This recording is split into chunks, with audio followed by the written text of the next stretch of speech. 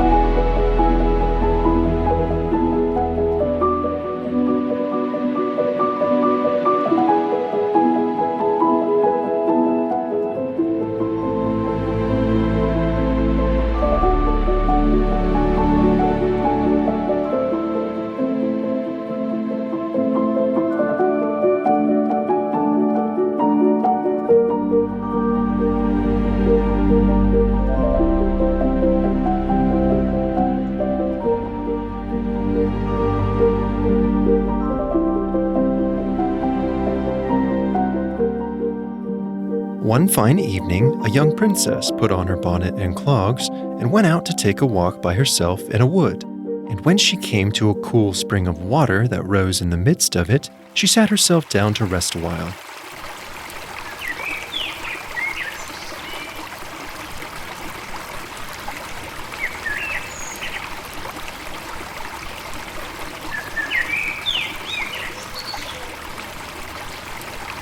Now she had a golden ball in her hand, which was her favorite plaything, and she was always tossing it up into the air and catching it again as it fell. After a time, she threw it up so high that she missed catching it as it fell, and the ball bounded away and rolled along upon the ground, till at last it fell down into the spring. The princess looked into the spring after her ball, but it was very deep, so deep that she could not see the bottom of it. Then she began to bewail her loss, and said, "Alas, if I could only get my ball again, I would give all my fine clothes and jewels and everything that I have in the world." Whilst she was speaking, a frog put its head out of the water and said, "Princess, why do you weep so bitterly?" "Alas," said she, "what can you do for me, you nasty frog? My golden ball has fallen into the spring." The frog said, "I want not your pearls and jewels and fine clothes, but if you will love me and let me live with you and eat from off your golden plate and sleep upon your bed, I will bring you your ball again." "What nonsense," thought the princess. "This silly frog is talking. He can never even get out of the spring to visit me, though he may be able to get the ball for me, and therefore I will tell him he shall have what he asks." So she said to the frog, "Well, if you will bring me my ball, I will do all you ask." Then the frog put his head down and dived deep under the water, and after a little while he came up again with the ball in his mouth and threw it on the edge of the spring.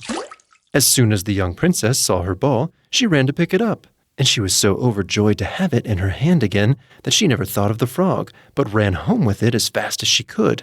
The frog called after her, "Stay, princess, and take me with you as you said." But she did not stop to hear a word. The next day, just as the princess had sat down to dinner, she heard a strange noise, as if something was coming up the marble staircase, and soon afterwards there was a gentle knock at the door, and a little voice cried out and said, "Open the door, my princess dear, open the door to thy true love here, and mind the words that thou and I said, by the fountain cool, in the greenwood shade." Then the princess ran to the door and opened it, and there she saw the frog, whom she had quite forgotten. At this sight she was sadly frightened, and shutting the door as fast as she could, came back to her seat. The king, her father, seeing that something had frightened her, asked her what was the matter. "There is a nasty frog," said she, "at the door, that lifted my ball for me out of the spring this morning. I told him that he should live with me here, thinking that he would never get out of that spring. But there he is at the door, and he wants to come in."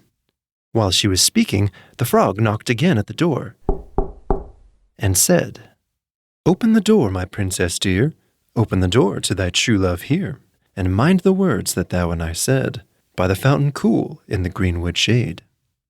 Then the king said to the young princess, "As you have given your word, you must keep it. so go and let him in."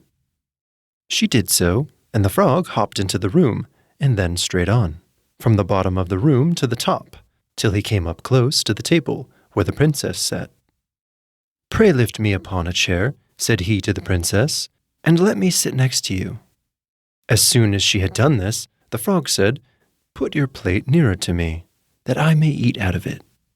This she did, and when he had eaten as much as he could, he said, "Now I am tired. Carry me upstairs, and put me into your bed." And the princess, though very unwilling, took him up in her hand and put him upon the pillow of her own bed, where he slept all night long. As soon as it was light, he jumped up, hopped downstairs, and went out of the house. "Now then," thought the princess, "at last he is gone, and I shall be troubled with him no more." But the princess was mistaken, for when night came again, she heard the same tapping at the door. And the frog came once more and said, "Open the door, my princess dear, open the door to thy true love here, and mind the words that thou and I said, by the fountain cool in the greenwood shade." And when the princess opened the door, the frog came in and slept upon her pillow as before, till the morning broke. And the third night he did the same. But when the princess awoke on the following morning, she was astonished to see instead of the frog a handsome prince, gazing on her with the most beautiful eyes she had ever seen, and standing at the head of her bed. He told her that he had been enchanted by a spiteful fairy who had changed him into a frog, and that he had been fated so to abide till some princess should take him out of the spring and let him eat from her plate and sleep upon her bed for 3 nights.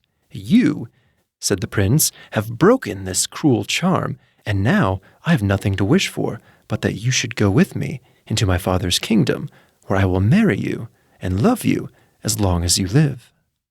The young princess, you may be sure, was not long in saying yes to all this, and as they spoke, an ornate coach drove up with 8 beautiful horses, decked with plumes of feathers and a golden harness, and behind the coach, the prince's servant, faithful Heinrich, who had bewailed the misfortunes of his dear master during his enchantment so long and so bitterly that his heart had well nigh burst.